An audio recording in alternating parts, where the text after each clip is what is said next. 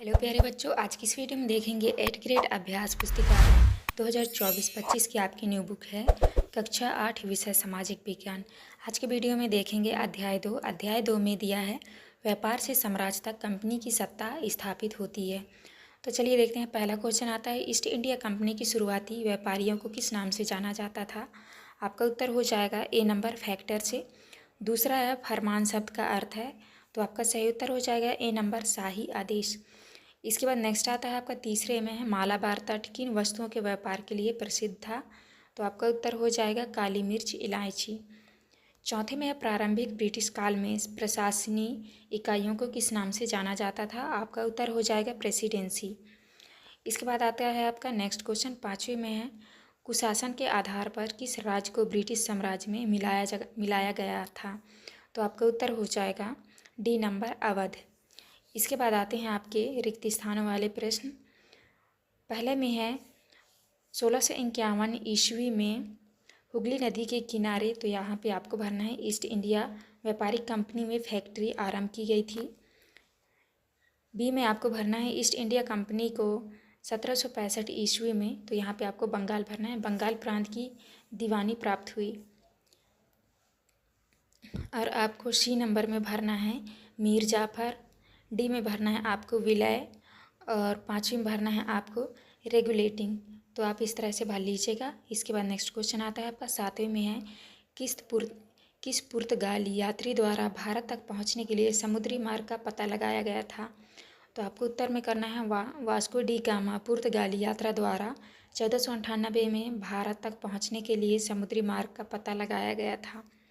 आठवीं में है इजाज़तनामे से क्या आशय था? तो आपको उत्तर में करना है इजाज़तनामे का मतलब यह था कि इंग्लैंड की कोई और व्यापारिक कंपनी इजाज़तनामे में बताए गए इलाके में ईस्ट इंडिया कंपनी से होड़ नहीं कर सकती थी।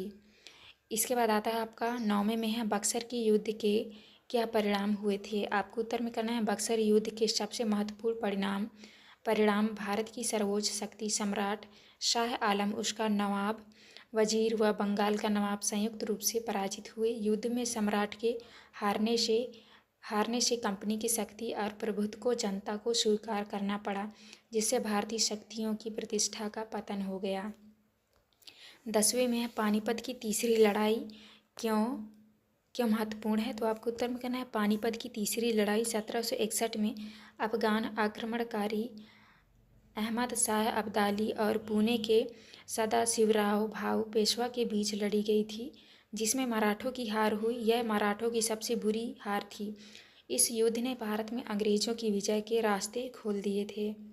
इसके बाद नेक्स्ट आता है आपका प्रश्न क्रमांक 11 में है यूरोप के बाज़ारों में भारत की किन वस्तुओं की मांग अधिक थी?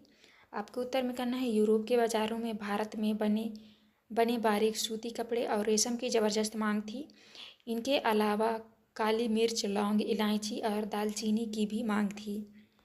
12 में है सहायक संधि की शर्तें क्या थी? तो आपको उत्तर में लिखना है सहायक संधि की शर्तें। पहला है भारतीय शासकों को अपनी स्वतंत्र सेना रखने की इजाज़त नहीं होगी। दूसरे में है देश रियासत कंपनी की अनुमति के बिना किसी अन्य राज्य से युद्ध संधि या मैत्री नहीं कर सकेगा। तीसरा है देशी रियासतें अपने दरबार में एक अंग्रेज रेजिमेंट रखेंगे तथा रेजिमेंट के परामर्श के अनुसार ही रियासत का शासन प्रबंध करेगी। तो आपको इस तरह करना है। इसके बाद आता है आपका प्रश्न क्रमांक 13 में है वारेन हेस्टिंग द्वारा न्याय व्यवस्था में क्या क्या सुधार किए गए थे? आपको उत्तर में करना है वारेन हेस्टिंग द्वारा न्याय व्यवस्था में निम्नलिखित सुधार किए गए थे। पहला है 1772 में वारेन हेस्टिंग द्वारा एक नई न्याय व्यवस्था स्थापित की गई।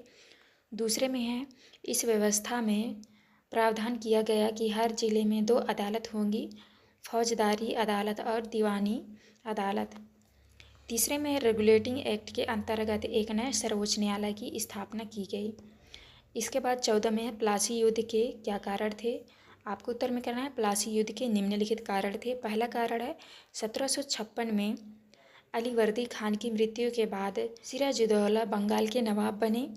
दूसरा है कंपनी में सिराजुद्दौला की ताकत से काफ़ी भय था, क्योंकि वह कंपनी को व्यापारिक रियासतें तथा अन्य सुविधाएं भी आसानी से प्रदान नहीं करते थे। तीसरे में है नवाब ने कासिम बाजार में स्थित इंग्लिश फैक्ट्री पर हमला बोल दिया। तो आपको इस तरह करना है। इसके बाद नेक्स्ट क्वेश्चन आता है आपका प्रश्न क्रमांक 15। 15 में है स्थानीय शासकों और कंपनी के बीच टकराव के क्या कारण थे। आपको उत्तर में करना है स्थानीय शासकों और कंपनी के बीच संघर्ष, विस्तारवादी नीतियों, स्थानीय क्षेत्रों पर भारी कर लगाने, स्थानीय मामलों में हस्तक्षेप, प्रतिरोध का हिंसक दमन और संस्कृतियों के टकराव जैसे विभिन्न कारण थे।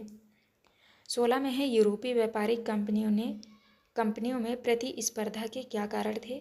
तो आपको उत्तर में करना है यूरोपीय व्यापारिक कंपनियों में प्रतिस्पर्धा के प्रमुख कारण निम्नलिखित थे। पहला है सभी व्यापारिक कंपनियां एक जैसी ही वस्तुएं खरीदना चाहती थी। दूसरे में है सभी व्यापारिक कंपनियां अधिक मुनाफा अर्जित करना चाहती थी। तीसरे में बाजारों पर कब्जा की होड़ में व्यापारिक कंपनियों के बीच आपस में लड़ाइयाँ शुरू हो गईं। इसके बाद नेक्स्ट आता है आपका प्रश्न क्रमांक 17। 17 में है लॉर्ड हेस्टिंग ने राज्य विस्तार के लिए कौन सी नीति अपनाई।